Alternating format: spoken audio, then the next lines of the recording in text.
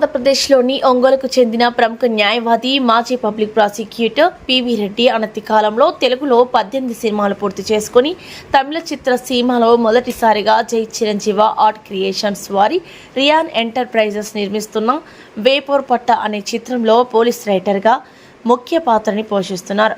ఈ చిత్రం తిరుపతి, చెన్నై, కేరళ, తిరునాలవెల్లి తదితర ప్రదేశాల్లో చిత్రీకరణ పూర్తి చేసుకుంది. ఈ నెల 15వ తేదీ విడుదలకు సిద్ధం కానుంది. ఈ సందర్భంగా ప్రముఖ కొరియోగ్రాఫర్ బాబా భాస్కర్ మాస్టర్ చేతుల మీదుగా పోస్టర్ విడుదల చేశారు.